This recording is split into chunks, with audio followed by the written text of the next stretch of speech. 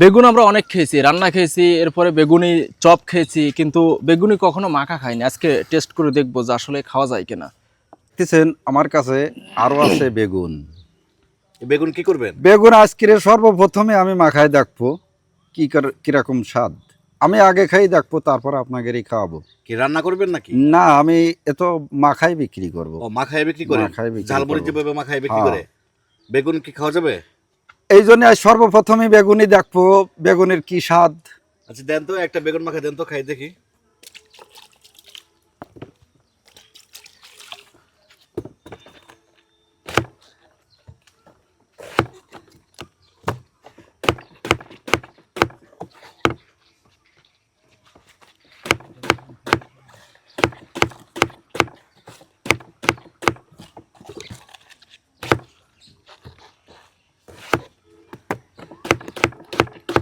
জীবনে তো অনেক বেগুনের তরকারি খাইলাম, এখন এই বেগুনের কাঁচা বেগুনের মাখা খাবো।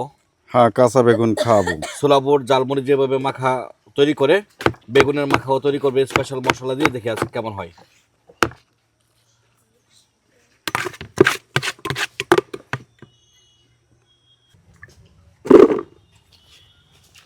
কি দিলেন এগুলো? বেগুন? এগুলো বেগুন, এর সাথে আছে লেবু, এর সঙ্গে দেবো আরো স্পিরিট।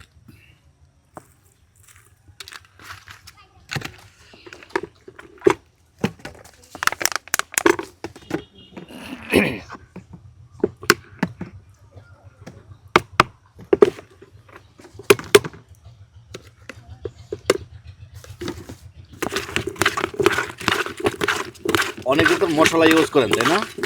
না, অনেক মশলা সব জিনিসই তো খাটে না, এই জন্য সব আইটেমের মশলা, এই মশলাটা সব আইটেম জিনিসই খাটে। আচ্ছা আচ্ছা।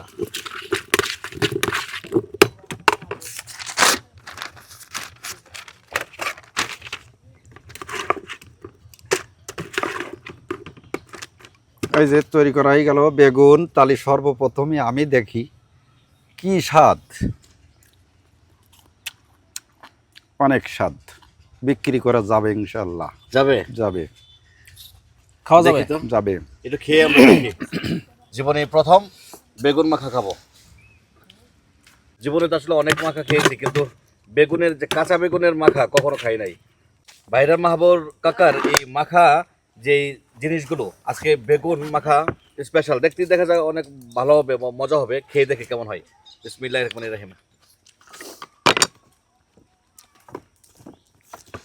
তবে সর্বপ্রথমেই লেবুর যে ফ্লেভার, এটা বের হয়, অসাধারণ।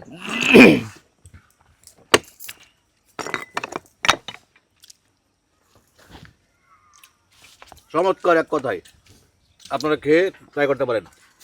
বেগুন আমরা অনেক খেয়েছি, রান্না খেয়েছি, এরপরে বেগুনি চপ খেয়েছি, কিন্তু বেগুনি কখনো মাখা খাইনি। আজকে টেস্ট করে দেখবো যে আসলে খাওয়া যায় কিনা।